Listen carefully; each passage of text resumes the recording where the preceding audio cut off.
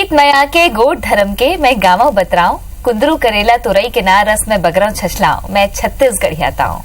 जय जोहार। गीत संगीत के गुड़ी छत्तीसगढ़ के रंग में अपन के स्वागत है। मैं हूँ अपन संग तृप्ति सोनी और आज के हमारे पहुना है वंदना पटेल। वंदना, स्वागत है अपन के। और सबले पहले मैं यही जानना चाहूँ अपन से कि बात करें नीलकमल जी के टीवी में देखत रहे तब मोला गाय के मन लगी कि मोरो टीवी में आतीज, तब से मैं गाता हूँ। तब कतका बच्चर की उम्र ले गाता था?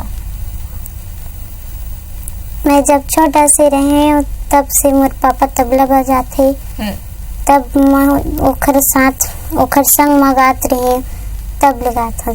6 साल के रहे। अभी कतका उम्र है? अभी मोर 12 साल के हो। ता आगू भी गीत संगीत दाहरी रुचि है? हाँ। कौन कौन से गाना गाता हो आप? मैं छत्तीसगढ़ी आता, हिंदी आता और इसे संगीत भी आता, भजन भी आता। तो छोटे से नोनी है तेन तरह तरह के गीत गाते काबर के आने आने विधा है मर छत्तीसगढ़ में कर्मा सुआ ददरिया तो सुघर सुघर प्रस्तुति वहां है। सबले पहले ओखर गीत सुनते थे।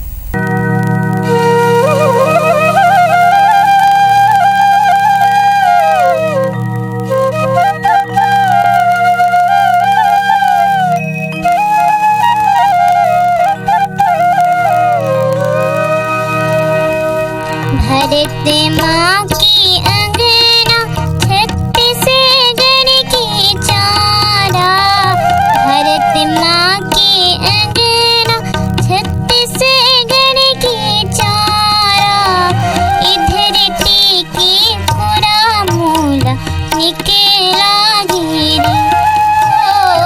इधर टीकी पूरा मूला निकला गिरी। भारत माँ की अंगना छत्तीसगढ़ की चारा, भारत माँ की अंगना छत्तीसगढ़ की चारा, इधर टीकी पूरा मूला निकला गिरी, इधर टीकी पूरा मूला निकला गिरी।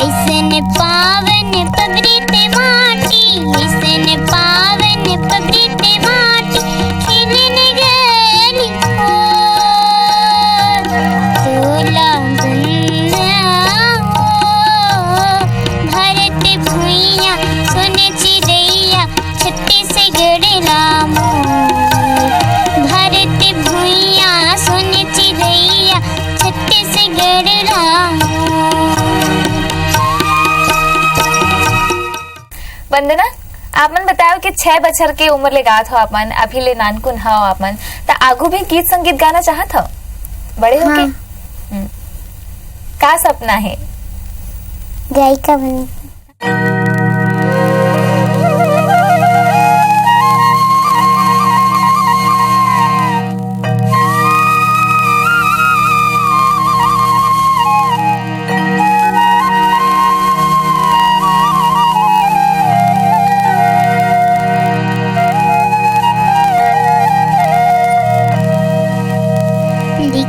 लिख रतिया भेजो रे लिख पतिया हो मोरे सोना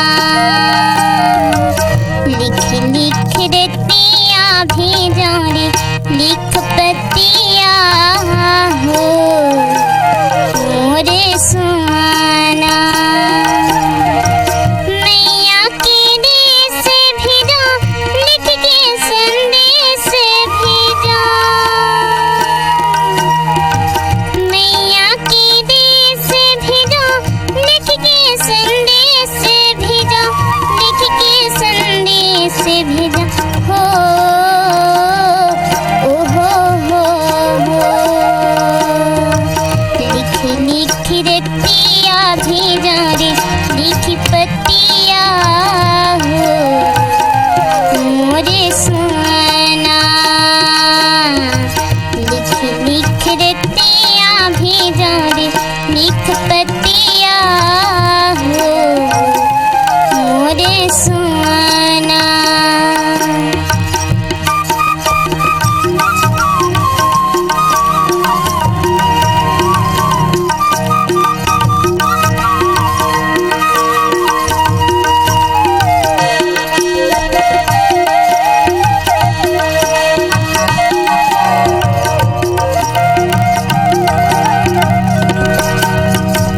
पहले संदेश सोना मैया के देश जावे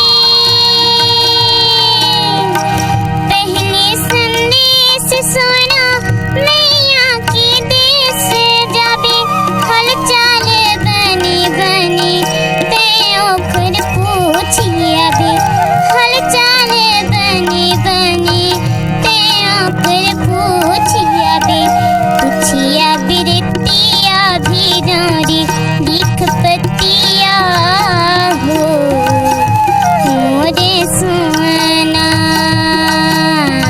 लिख लिख रतिया भेजो रे लिख पतिया हो मोरे सोना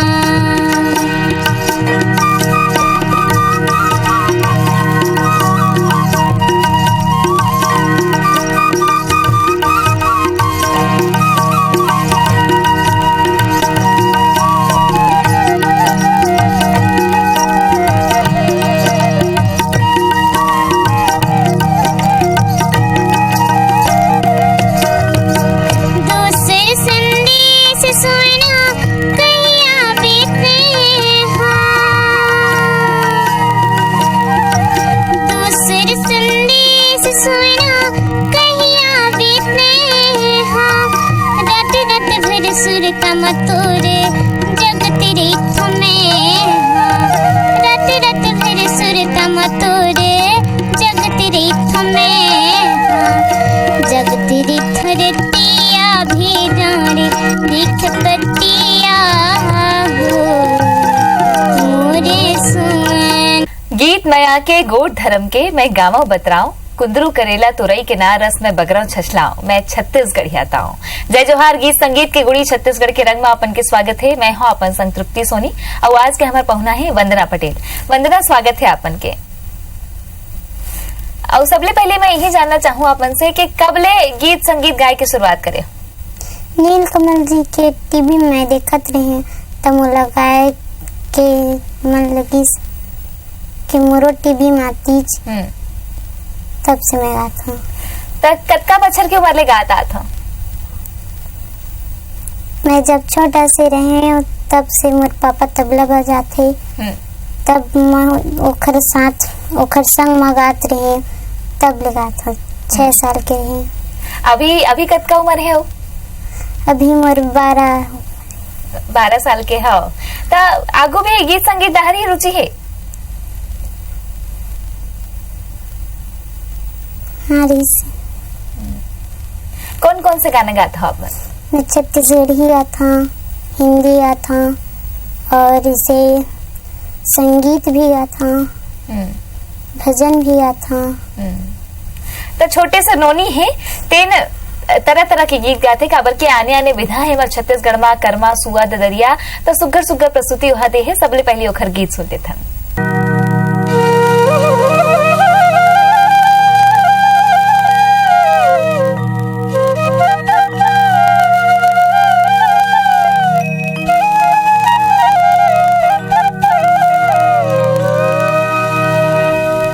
भरत माँ की अंगना छत्तीसगढ़ की चारा।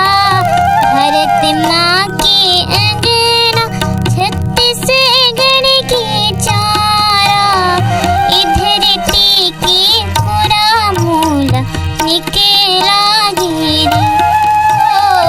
इधर टीकी पूरा मूला निकला गिरी। भरत माँ की अंगना छत्तीसगढ़ की चारा। भरत माँ की अंगना छत्तीसगढ़ की चारा। इधर टीकी पूरा मूला निकला गिरी। इधर टीकी पूरा मूला निकला गिरी।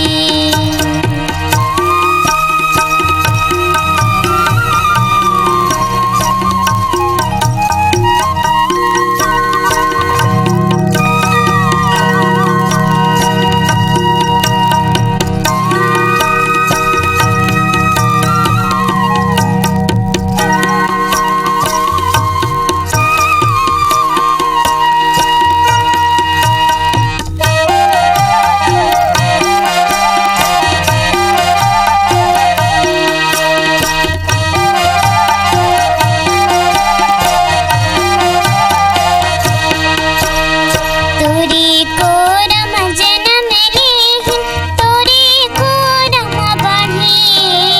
तोरी को रम जन्म लेहिन, तोरी को रम बढ़ी। तोरी को रम खिलिन कूदिन, तोरी को रम जगी। तोरी को रम खिलिन कूदिन, तोरी को रम जगी। ऐसन पावन पवित्र माटी, ऐसन पावन पवित्र माटी खिलन गली हो। तोला दुनिया हो। भरत भुइया सुन चिड़ैया छत्तीसगढ़ लामो। भरत भुइया सुन चिड़ैया छत्तीसगढ़ लामो। वंदना, आपमन बताओ कि 6 बछर के उम्र ले गात हो आपमन, अभी ले नानकुन हो आपमन, त आगू भी गीत संगीत गाना चाहत हो बड़े होके? हाँ। का सपना है? गायिका बन।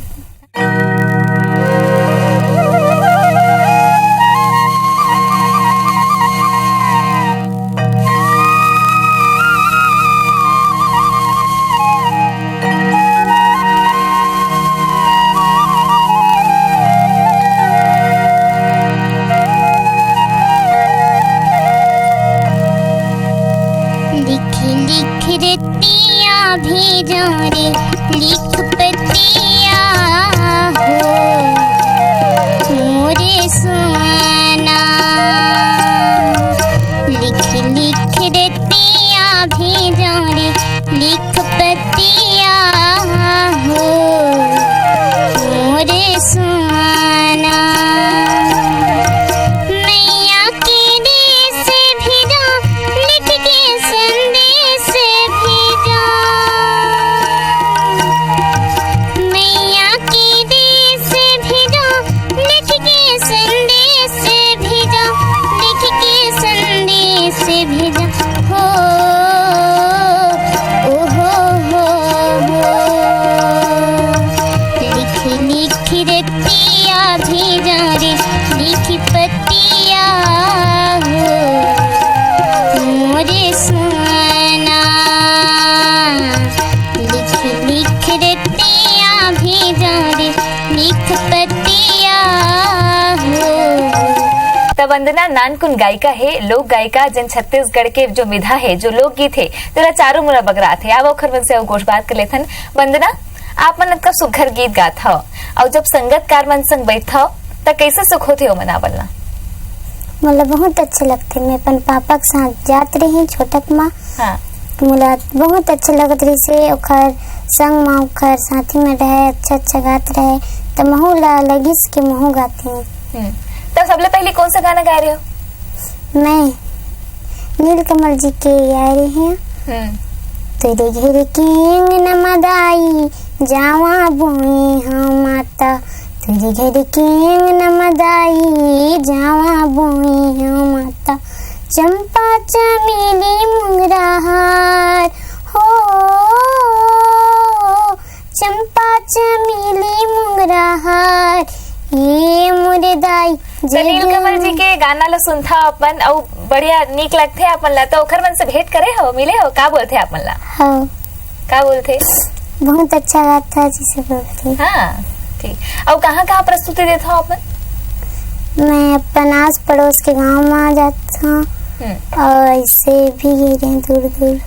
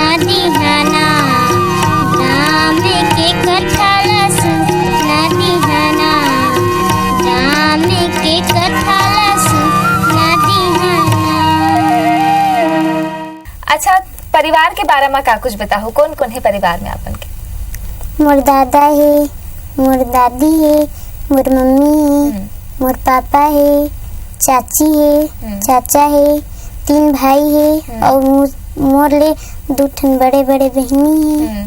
तब बड़े जन परिवार है आपन के। कौन कौन गाना गाते परिवार में?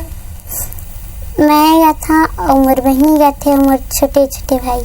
तो सबो जन मिल के घर में कभी ऐसे हुई के बढ़िया गाना गात हो, मस्ती करत हो, ऐसे होते? हाँ। तो अब पढ़ाई के बारे में बात करूँ तो कौन सा कक्षा में पढ़ते हो आप अभी? मैं यहाँ 6वीं में। कौन सा विषय में रुचि है? मला हिंदी। हिंदी पढ़ना अच्छा लगते? हाँ। काबर? हिंदी में के वो किस्सा सुनता, छत्तीसगढ़ी में के तेन मला अच्छा लगते। हाँ। छत्तीसगढ़ी के किस्सा कौन सुना थे आपने? बंजारे सर जी। हाँ। और घर में दादी नानी घरों सुना थे? हाँ। अच्छा, दादी नानी मन घरों गीत गाते का? हाँ। अच्छा, और का कुछ गाथा आपन? चौका आरती होते उसमें।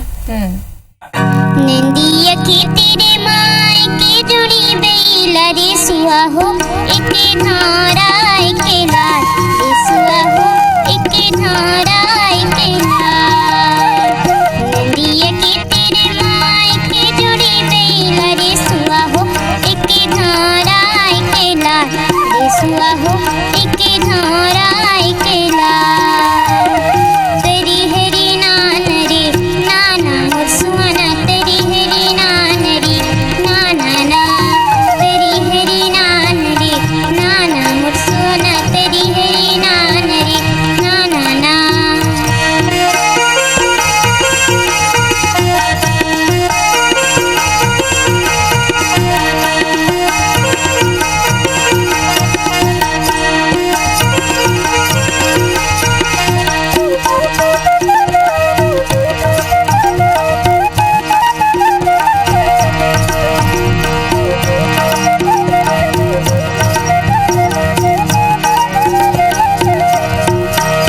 कोने बिलाला दे मोरे लांग सोपड़िया रे सुआ हो, कोने बिलाला दे भीड़ू पान रे सुआ हो, कोने बिलाला दे भीड़ू पान। कोने बिलाला दे मोरे लांग सोपड़िया रे सुआ हो, कोने बिलाला दे भीड़ू पान रे सुआ हो, कोने बिलाला दे भीड़ू पान। लाली बिलाला दे मोरे लांग सोपड़िया रे सुआ हो, धरा बिलाला दे भीड़ू पान रे सुआ हो, धरा बिलाला दे भीड़ू पान। लाली बिलाला दे मोरे लांग सोपड़िया रे सुआ हो, धरा बिलाला दे भीड़ू पान रे सुआ हो, धरा बिलाला दे भीड़ू पान।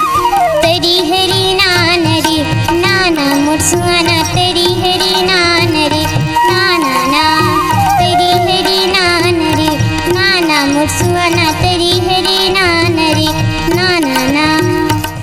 तो छत्तीसगढ़ के नानकुर लइका वंदना पटेल हा बढ़िया सुघर सुघर प्रस्तुति यहाँ दी से संगतकार मन घलो बढ़िया बढ़िया संगत वादन करीन है। वंदना, यहाँ के कैसे लगी सो तुमन? मला बहुत अच्छा लगी से। पहले देखत रहो ऐसा टीवी में कार्यक्रम? हाँ। ता आगू आओ टीवी में कार्यक्रम करना है? हाँ। कैसना गायिका बनना चाहत हो आगू? मैं पूरा भारत की गायिका बनना चाहता हूँ। हमार भी पूरा तुम्हार संग प्रेरणा हवे और आशीष है कि वंदना हाँ आगू बढ़ के एक बड़े जन गायिका बने और बढ़िया गाय हो काबर के ओकर मीठ स्वर है और हमन लोक कला ला मंच देथन तेकर सेती वंदना यहाँ आए हैं और अपन मीठ स्वर के सुघर यहाँ बगरा है। आपन के बहुत बहुत धन्यवाद, आपन आए और अपन के टीम आइस और सुघर सुघर प्रस्तुति दिसता। धन्यवाद। बने रहे सुघर मया के बानी, लोर के डार और छलकत पानी, अभी त रद्दा के पग धरे हन, बाचे है अभी कई रंगानी बानी। छत्तीसगढ़ के रंग में आज बरत केश फिर आप मन हमारे कार्यक्रम कैसे लगते एला बताए बर झन बुलाहू। एक बार आपन हमन ला चिट्ठी लिख सकत हो, फेसबुक और ट्विटर में घलो अपन संदेश पहुंचा सकत हो। मोला दबिदा, जय जोहार।